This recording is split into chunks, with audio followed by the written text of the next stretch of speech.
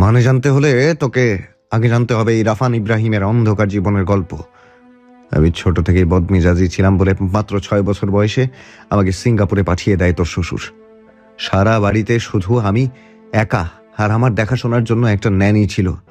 ওই ন্যানি আমার বাড়িতে থেকে দেহ ব্যবসা করত, আমার বাড়িতে থেকে আমাকেই মারধর করত, খাবার চাইলে ঠিক মতো খাবারও দিত না। যত অশ্রাব্য গালি আছে সব আমায় সারাদিন শুনতে হতো। নিজের ভেতর থেকে নিজেকেই হারিয়ে ফেলেছিলাম আমি। আমার চোখের সামনে প্রতিদিন 10-12টা ছেলে এসে তার সাথে নষ্টামি করত। একদিন আমি একা একা ফল কাটতে গিয়েছিলাম বলে আমাকে যা নয় তাই বলেছিল। নিজের ঘরে নিজের খাবার খাবো সেটারও সুযোগ ছিল না। তাই লাফ দিয়ে ঝাঁপটে পড়ি ওই মহিলার ওপর, গিয়ে ওর গলায় ছুরি চালিয়ে দিই। ব্যাস, মরে গেল। যদিও সেদিনের জন্য আমার মনে কোনো অনুতপ্ত বোধ নেই। আমার মনে হয় আমি যা করেছি একদম ঠিক করেছি। কিন্তু আমার বাবা সেদিন আমার কাছে আসেন।